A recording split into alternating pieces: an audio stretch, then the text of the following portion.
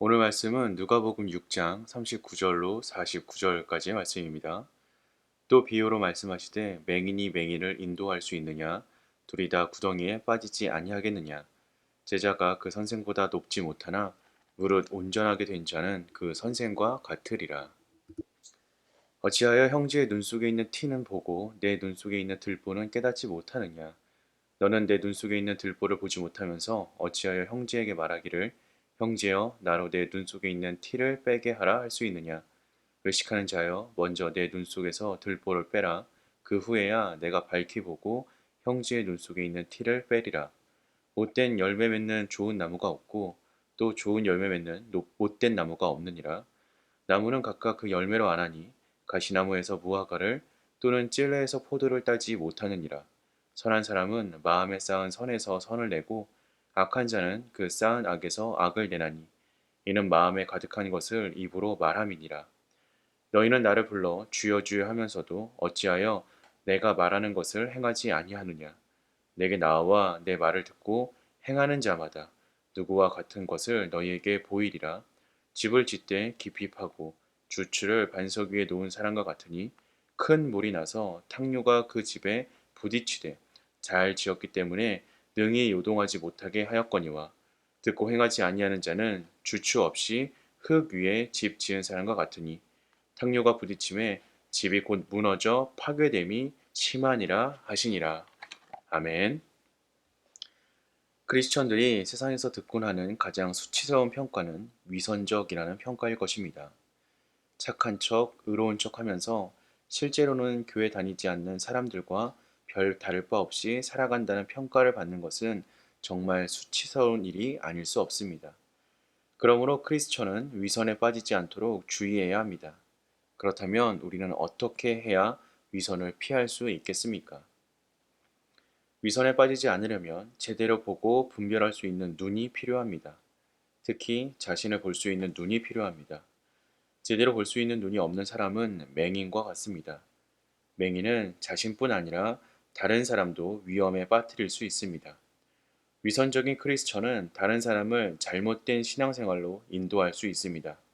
그렇게 되면 둘 다 망하게 됩니다.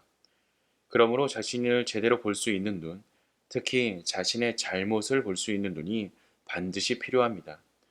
우리는 다른 사람의 잘못을 잘 보면서도 자신의 잘못을 잘 깨닫지 못합니다. 심지어는 똑같은 잘못을 범해도 다르게 평가합니다.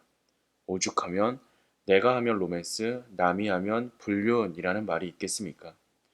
예수님은 이렇게 말씀하십니다. 먼저 내 눈 속에 있는 들보를 빼라. 그 후에야 내가 밝히 보고 형제의 눈 속에 있는 티를 빼리라. 우리는 항상 자신의 잘못을 먼저 살펴야 합니다. 내 기준이 아니라 말씀을 기준으로 자신을 살펴야 합니다. 그러면 자연스럽게 겸손해질 수 있습니다. 선한 채 하거나 의로운 채 할 수 없는 우리가 될 수 있습니다.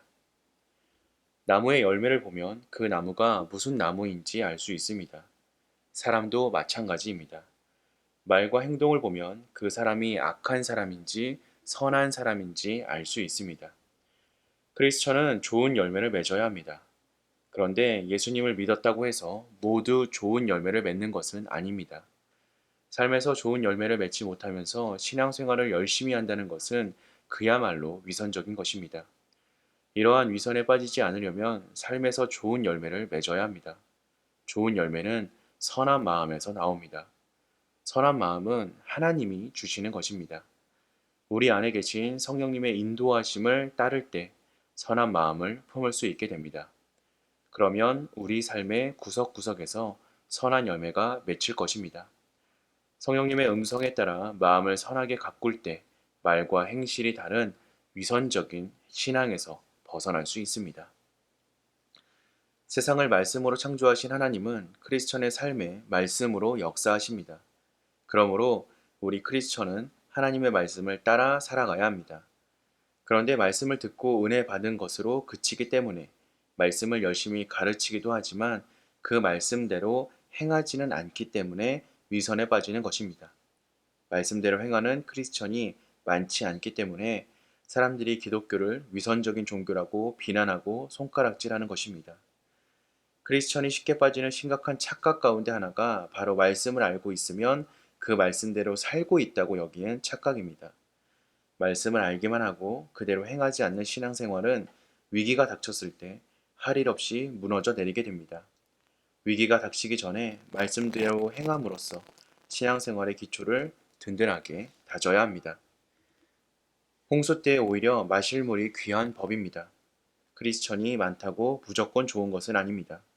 정직하고 말과 삶이 일치하는 크리스천이 절실하게 필요합니다. 자신을 먼저 돌아보고 하나님이 주시는 선한 마음을 품고 말씀을 부지런히 행함으로써 세상에 선한 영향을 끼치는 참된 크리스천이 되어야 할 줄로 믿습니다. 하나님의 말씀을 늘 마음에 새기고 위선적인 신앙에서 벗어나 참된 주님의 제자로 살아가는 저와 여러분 되시기를 주님의 이름으로 기도하겠습니다.